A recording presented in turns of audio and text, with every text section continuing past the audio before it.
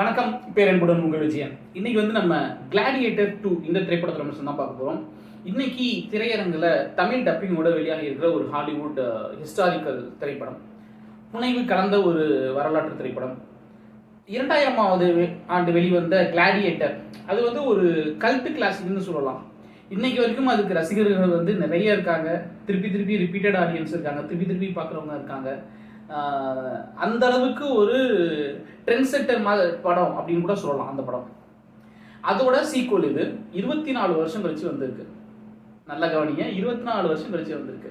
இதை ஏன் நான் அழுத்தி சொல்றேன் அப்படின்னா, நம்ம ஊர் மாதிரி இல்லாம எடுக்கணுமே அப்படின்னு சீக்வல் எடுக்காம, அல்லது 2 பார்ட் எடுத்து வச்சுட்டு ஒரு படத்தை 2ஆ பிரிச்சு வச்சு 2 பின்னாடி பேக் டு பேக் விட்டு ரசிகர்களை கொள்ளாம பொறுமையா உட்கார்ந்து எழுதி, இது அந்த கிளாடியேட்டர் வந்த போதே இந்த திரைப்படத்தை சீக்வல் எடுக்கிறதுக்கான டிஸ்கஷன்லாம் நடந்திருக்கு. இருந்தாலும் கொஞ்சம் டைம் கொடுத்து, அது நம்ம எப்போ டைம் வருதோ அப்போ எடுக்கலாம் அப்படின்னு சொல்லிட்டு 24 வருஷம் வெயிட் பண்ணி அதோட சீக்வல் எடுத்திருக்காங்க.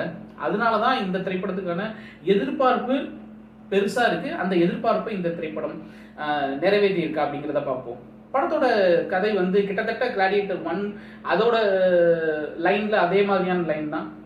அதில் ஹீரோ மேக்சிமஸ் அவர் ஒரு அடிமையாக அதுக்கப்புறம் கிளாடியேட்டராக மாறி துரோகத்தால் வீழ்ந்துருவார்.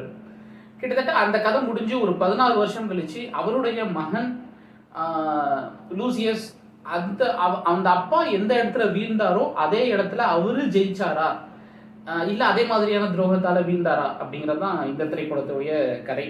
ஒன்லைனர்னு பார்த்தா ஒரு 100 வருஷம் உலக சினிமாவில் அடித்து துவைச்ச எல்லா மொழிகள்லையும் அடித்து துவைச்ச அப்பா விட்ட இடத்த நிரப்ப வந்த ஒரு பையனோட கதை அப்படின்னு சொல்லலாம். பட் கிளாடியேட்டர் 2 எந்த விதத்தில் மற்ற படங்கள்லேருந்து தனிச்சு நிற்கிது அப்படின்னா, ஃபஸ்ட்டு லுக்குன்னு சொல்லணும். படம் போட ஆரம்பிச்சு பேரெல்லாம் போட்டுட்டு படம் ஸ்டார்ட் ஆனோன்னா நான் ஒரு நிமிஷம் எனக்கு புரியல. ஒருவேளை நம்ம கிளாடியேட்டர் 2 தான் பார்க்குறோமா இல்லை 1 பார்க்குறோமா? கிட்டத்தட்ட அந்த என்னதான் டெக்னாலஜி எல்லாமே வளர்ந்தாலும் நான் இன்னைக்கு இருக்கிற டெக்னாலஜிக்கு தான் படம் எடுப்பேன் அப்படின்னு அடம் பிடிக்காம நம்மளுக்கு அந்த ரெட்ரோ லுக்குன்னு சொல்லுவாங்கல்ல, நம்ம கிளாடியேட்டர் 1ல் நம்ம ரொம்ப ரசித்த விஷயங்கள்ல அதுவும் ஒன்று. அந்த ரெட்ரோ லுக் அப்படியே மாறாமல் கிளாடியேட்டர் 1 எடுத்த அதே காலகட்டத்தில் இதையும் எடுத்திருந்தா எப்படி இருக்கும்? படம் பழசாக இல்லை, ஆனால் பழைய காலத்துக்கு போன அந்த ஒரு ஃபீலை கொடுத்து அதே டோனில் ரொம்பவே கஷ்டம். இப்போ இருக்கிற டெக்னாலஜினா அந்த கேமரா அது எதுவுமே இருக்காது. பட் அதே டோனில் அதே மாதிரியான ஒரு ஃபீல் கொடுத்து அப்படி ஒரு அட்டகாசமாக எடுத்திருக்காங்க அந்த படத்தோட மேக்கிங் தான் படத்தோட மிகப்பெரிய ப்ளஸ்ன்னு சொல்லலாம். உங்களுக்கு ரிப்பீட்டட் சீன்ஸ்ன்னு சொல்ல முடியாது. அதே மாதிரியான சந்தர்ப்பங்கள் சூழ்நிலை சந்தர்ப்பங்கள்லாம் படத்தில் அதே மாதிரி வரும் 1ல் வந்த மாதிரியே. பட் அதுலேருந்து எப்படி இது மாறுபடுது அப்படிங்கிறது தான் படத்தோட ஹைலைட்டே. ஆக்ஷன் சீக்வன்ஸ்லாம் சான்ஸே இல்லை. அந்த கொலாசியமில் நடக்கும்ல கிளாடியேட்டர்ஸ்க்கு நடுவுலையான சண்டை, அது ஒரு அவதார் எப்படி செகண்ட் பார்ட் வாட்டர் வந்துச்சோ அதே மாதிரி இதுலேயும் படகுல போய் 2 கிளாடியேட்டர் குரூப்புக்குள்ளார நடக்கிற சண்டை அப்படின்னு எழுத்துலையும் சரி மேக்கிங்லையும் சரி அடுத்த லெவலில் கொண்டு போயிட்டு அதகலம் பண்ணியிருக்காங்க அப்படின்னு தான் சொன்னோம்.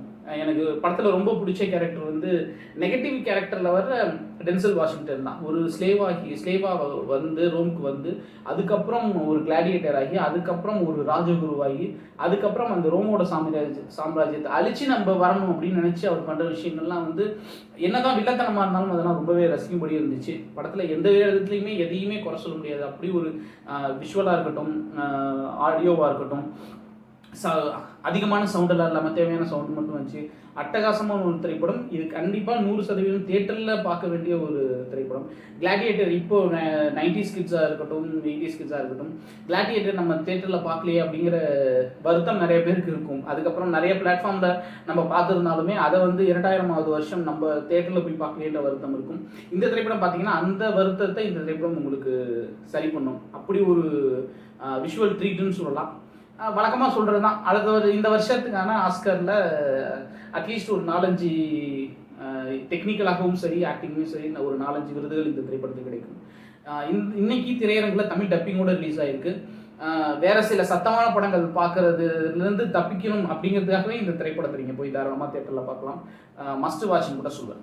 இதே மாதிரி இன்னொரு விமர்சனம் சந்திக்கலாம். இந்த வருஷம் பிடிச்சிருந்துச்சுன்னா லைக் பண்ணுங்கள், ஷேர் பண்ணுங்கள், கமெண்ட் பண்ணுங்கள், சேனல் சப்ஸ்கிரைப் பண்ணுங்கள். அன்பை பகிர்வோம். நன்றி.